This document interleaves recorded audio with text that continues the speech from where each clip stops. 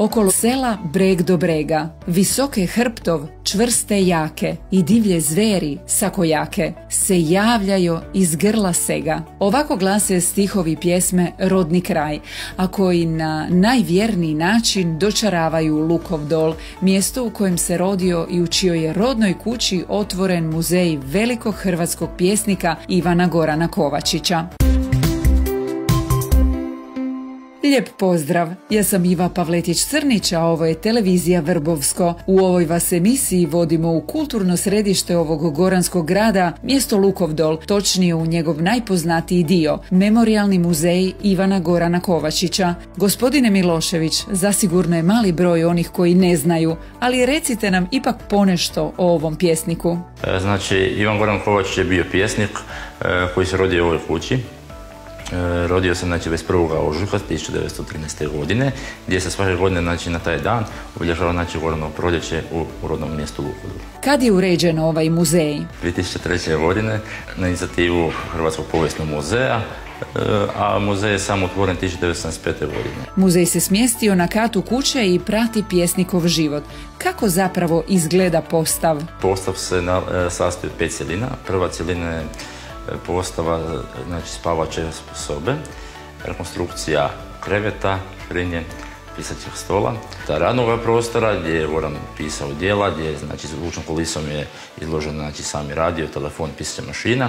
Treća prostorija sastoji se o Goranu partizanima, tu je izloženo djelo Jama, i četvrta prostorija se nalazi na lijepom proplanku samoga kuće sa lijepim pogledom verande, gdje se izloženo tradicionalne stvari za Lukov Dol. Neki dijelovi muzeja su posebno zanimljivi. Gospođo Roboz, gdje se sada nalazimo? Ovdje se nalazimo točno u srcu zapravo stvaralaštva Ivana Gorana Kovačića, u njegovoj radnoj sobi, pred njegovim radnim stolom.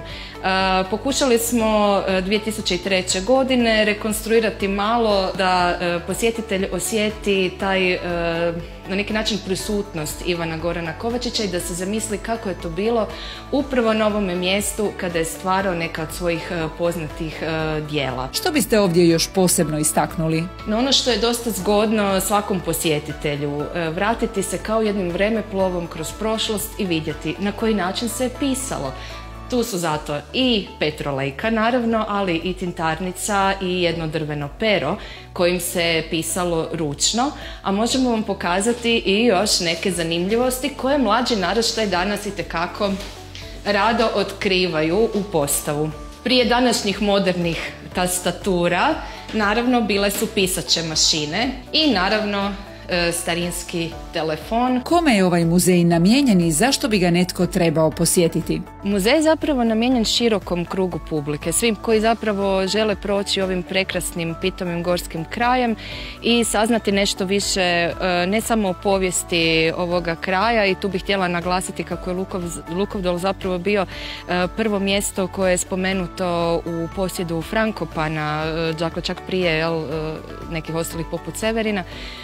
Međutim, također koji žele znati nešto više o Ivanu Goranu Kovačiću i o tim danima Drugog svjetskog rata i o njegovoj književnosti. Tko su njegovi najčešći posjetitelji? A najčešće ga posjećuju upravo mladi, i to za vrijeme manifestacije Goranovo proljeće koja se održava upravo njemu u čast od 1964. godine, svake godine u kontinuitetu, i to je naša najpoznatija pjesnička manifestacija, a mnogi možda i ne znaju da je jedno od najdugovječnijih festivala pjesničkih, dakle uopće u svijetu. Ovdje se zaista puno da naučiti. Kada ga se može obići? Muzej se može posjetiti od utorka do subote, od 10 do 17 sati, nedjeljom od 10 do 15, da je ponedjeljkom državnim praznicima i drugim blagdanima muzej zatvoren. Ipak nije samo muzej vrijedan posjete u Lukov Dolu. Što biste nam ovdje još preporučili? Osim Memorijalnog muzeja Ivana Gorana Kovačića, svakako vas pozivamo da posjetite Lukov Dol i otkrijete njegove čari. Pogled je prekrasan, zrak je čist, ovdje se nalazi i stara mjesna crkva, amfiteatar i mnoge druge zapravo stvari koje ćete otkriti jednom ugodnom šetnjom. Da bi se razumjela sadašnjost, potrebno potrebno je upoznati prošlost, a upravo ta davna, minula vremena izviru iz svakog kutka postava Kovačićevog muzeja, rodne kuće ovog velikog pjesnika koju svakako vrijedi posjetiti. Hvala vam na gledanju još jedne televizije Vrbovsko. Ovu i sve ostale epizode možete pratiti na Televizija HR. Lijepi pozdrav!